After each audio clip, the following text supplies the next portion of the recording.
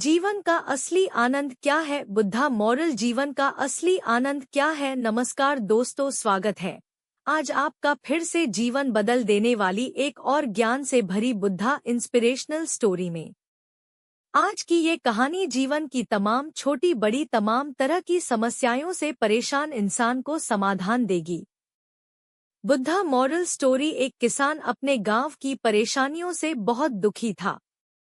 किसी ने उसे अपने दुखों के निवारण के लिए बुद्ध की शरण में जाने को कहा, जो कुछ दिनों के लिए यहाँ से कुछ दूर एक गांव में आया है, वह निश्चय ही तुम्हारे सब दुखों का निवारण करेगा। यह सुनकर किसान बड़ी इच्छा से बुद्ध की शरण में गया, यह सोचकर कि बुद्ध उसे उसकी समस्याओं, मानसिक पीड़ा, तनाव और दुखों से मुक्ति दिलाएंगे। वह बुद्ध के पास पहुंचा।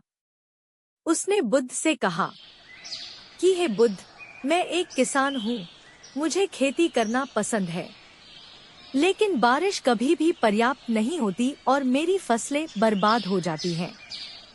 पिछले साल मेरे पास खाने के लिए कुछ नहीं था और इस साल भी अत्यधिक बारिश के कारण फसल को बहुत नुकसान हुआ। मेरे पास खाने के लिए पर्याप्त भोजन नहीं है।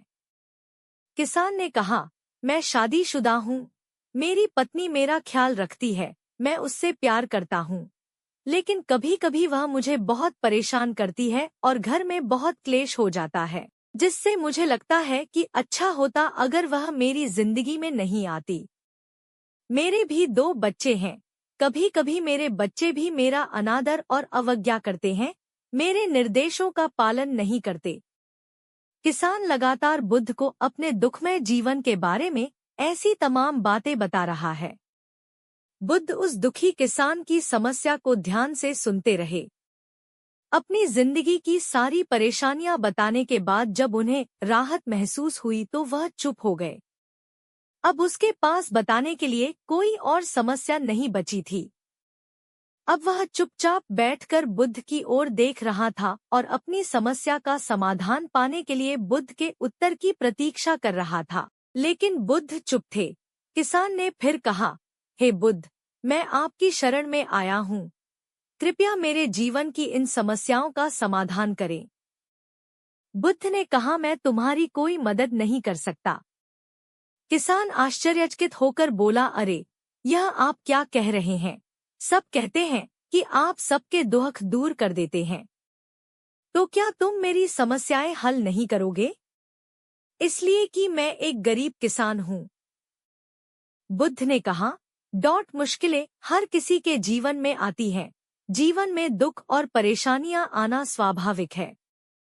व्यक्ति के जीवन में अक्सर उसके कर्मों के अनुसार परिस्थितियां बदलती रहती हैं, जिससे सुख, दुख, निराशा और क्रोध आता है। नए रिश्तों का बनना, पुराने रिश्तों का बिगड़ना, रिश्तों में मिठास और कड़वाहट, ये सब सामान्य है। यह जीवन का हिस्सा है और यह जीवन का चक्र है। हकीकत तो यह है कि हम सभी के जीवन में 83 प्रकार की कठिनाइयां हैं।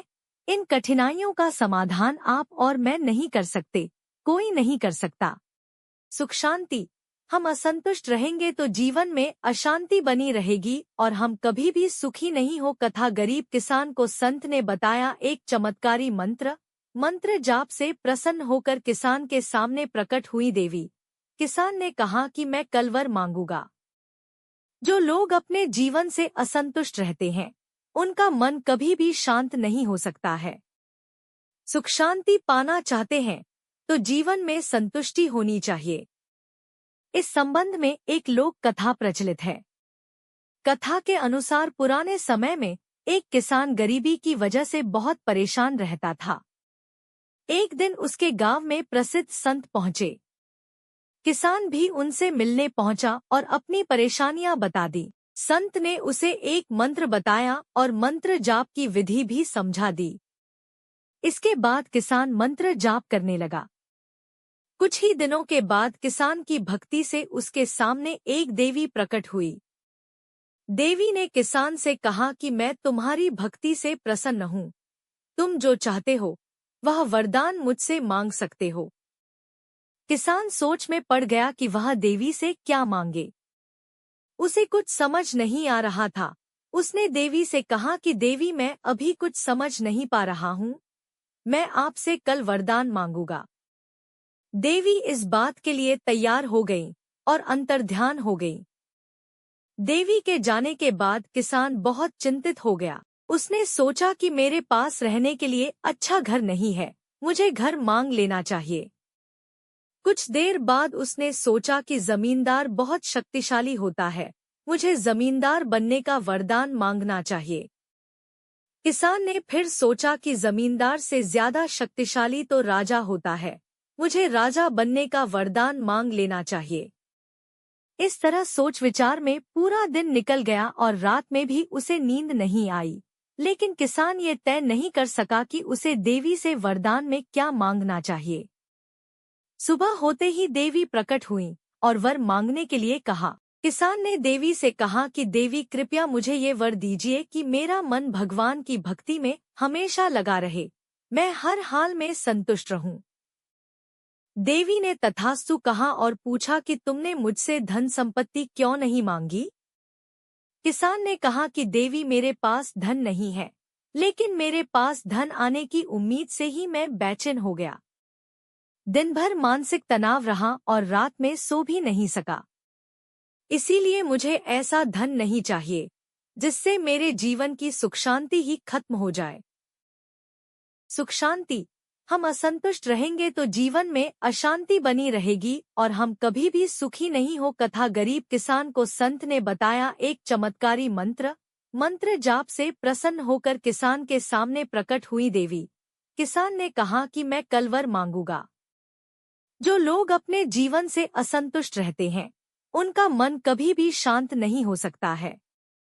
सुख शांति पाना चाहते हैं तो जीवन में संतुष्टि होनी चाहिए। इस संबंध में एक लोक कथा प्रचलित है। कथा के अनुसार पुराने समय में एक किसान गरीबी की वजह से बहुत परेशान रहता था। एक दिन उसके गांव में प्रसिद्ध संत पहुंचे। किसान भी उनसे मिलने पहुंचा और अपनी परेशानियां बता दी। संत ने उसे एक मंत्र बताया और मंत्र जाप की विधि भी समझा दी। इसके बाद किसान मंत्र जाप करने लगा। कुछ ही दिनों के बाद किसान की भक्ति से उसके सामने एक देवी प्रकट हुई। देवी ने किसान से कहा कि मैं तुम्हारी भक्ति से प्रसन्न हूँ, तुम जो चाहते हो वह वरदान मुझसे मांग सकते हो। किसान सोच में पड़ गया कि वह देवी से क्या मांगे। उसे कुछ समझ नहीं आ रहा था। उसने देवी से कहा कि देवी मैं अभी कुछ समझ नहीं पा रहा हूँ, मैं आपसे कल वरदान मांगूंगा।